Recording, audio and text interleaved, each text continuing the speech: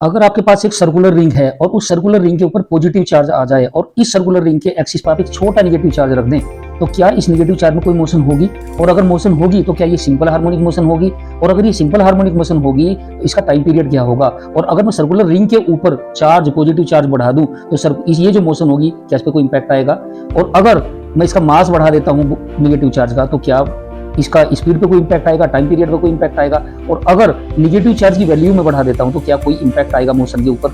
इस तरह के क्वेश्चन आईआईटी जेईई और नीट में आ रहे हैं और मैं आपको इस छोटे से लेक्चर में एक ऐसी ट्रिक बताने जा रहा हूं, इस तरह के सारे क्वेश्चन आप कर दोगे और कभी भूलोगे। आपके पास एक सर्कुलर रिंग है जिसके ऊपर पॉजिटिव चार्ज है, Q capital Q positive charge है। इस रिंग का एक्सिस ये है, इसका सेंटर यहाँ पे है और अगर एक स्मॉल क्यू चार्ज का एम मास का एक छोटा सा चार्ज मैं यहाँ पे छोड़ता हूँ तो due to attraction force according to the Coulomb's law ये इस एक्सिस के ऊपर मोशन करेगा। इधर इसके ऊपर एक फोर्स लगेगा, ऐसे मोशन करेगा।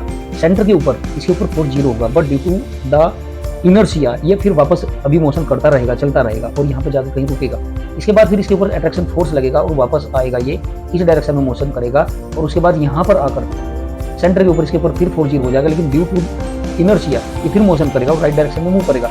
ऐसे यहाँ तक आएगा, फिर उसके ऊपर अट्रैक्शन फोर्स लगेगा। ऐसे ही ये charge to and fro motion करता रहेगा और इसकी जो मोशन होगी वो सिंपल हार्मोनिक मोशन होगी। और इस सिंपल हार्मोनिक मोशन का जो टाइम पीरियड होगा वो रहता है t = 2 pi under root 4 pi epsilon 0 multiply by mr cube upon capital P multiply by q where r is the radius of this ring.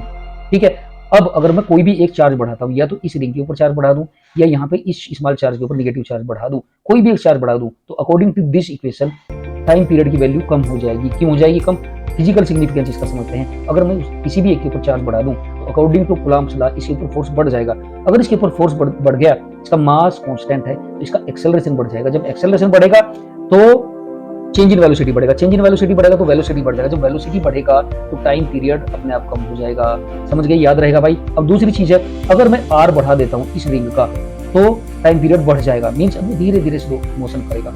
अब इसका फिजिकल सिग्निफिकेंस समझते हैं। अगर मैं r बढ़ाता हूँ तो पॉजिटिव और नेगेटिव चार्ज के बीच की डिस्टेंस बढ़ जाएगी। डिस्टेंस बढ़ने पे कूलम्ब फोर्स, अट्रैक्शन फोर्स क्या होगा? वो कम हो जाएगा। जब अट्रैक्शन फोर्स कम होगा एक्सेलरेशन कम हो जाएगा। एक्सेलरेशन कम होगा तो चेंज इन वेलोसिटी कम होगा तो वो स्लो मोशन करेगा। वो स्लो मोशन करेगा तो टाइम पीरियड उसका बढ़ जाएगा। अब बात करते हैं मास की। अगर मैं मास बढ़ा दूं तो क्या होगा भाई? टाइम पीरियड के ऊपर क्या होगा? ये भी बढ़ जाएगा।